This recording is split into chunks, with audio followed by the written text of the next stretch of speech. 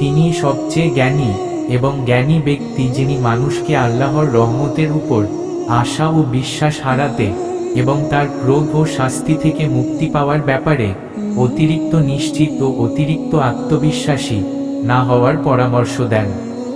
রাগ আগুনের বলের মতো, কিন্তু যদি তুমি তা গিলে ফেলো তাহলে তা মধুর চেয়েও মিষ্টি।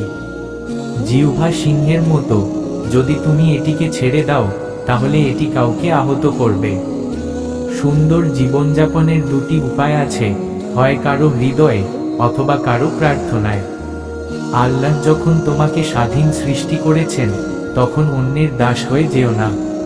একজন ব্যক্তির বুদ্ধি তার আচরণের মাধ্যমে স্পষ্ট হয় এবং একজন ব্যক্তির চরিত্র জানা যায় সে কিভাবে। ফুলের মতো হও, যে হাত তাকে চূর্ণ করে এমনকি তার সুবাসও দেয়।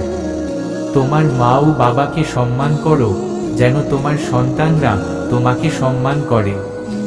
শরীরের পুষ্টি হলো খাদ্য, আর আত্মার পুষ্টি হলো অন্যদের খাওয়ানো। যার হিংসা আছে তার কোনো বিশ্রাম নেই, আর যার আচরণ খারাপ তার কোনো ভালোবাসা নেই। তুমি যা বলো তার মালিক তুমি, যতক্ষণ না তুমি তা উচ্চারণ করো। একবার তুমি তা প্রকাশ করলে তুমি তার বন্দী। ভালোবাসা হলো যখন হৃদয় তাদের আত্মার মধ্যে সামঞ্জস্যের কারণে পারস্পরিক স্নেহ পোষণ করে। নিজের আকাঙ্ক্ষার বিরুদ্ধে লড়াই করাই সর্বোচ্চ জ্ঞান। জ্ঞানীরা পরিপূর্ণতার দিকে লক্ষ্য রাখে, বোকারা সম্পদের দিকে লক্ষ্য রাখে। সময়ের জিনিস থেকে নিজেকে আলাদা করা এবং অনন্তকালের জিনিসের সাথে নিজেকে সংযুক্ত করা সর্বোচ্চ জ্ঞান। তোমার বন্ধু গণনা করলে অনেক হয়, কিন্তু কষ্টের সময় তারা কম হয়ে যায়। একজন জ্ঞানী ব্যক্তির সব সময় কিছু বলার থাকে, যেখানে একজন বোকা ব্যক্তির সব সময় কিছু বলার প্রয়োজন হয়।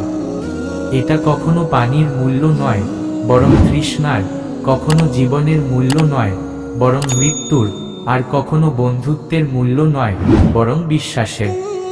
তোমাদেরকে আল্লাহর আনুগত্য করার আদেশ দেওয়া হয়েছে এবং তোমাদেরকে সৎকর্ম সম্পাদনের জন্য সৃষ্টি করা হয়েছে। একজন মানুষের মাপকাঠি হলো তার ইচ্ছা শক্তি, সবচেয়ে বড় ক্ষতি হলো সময়ের অপচয়। বেশি কথা বলা থেকে সাবধান, কারণ এটি ভুল বাড়ায় এবং একঘেয়েমি তৈরি করে।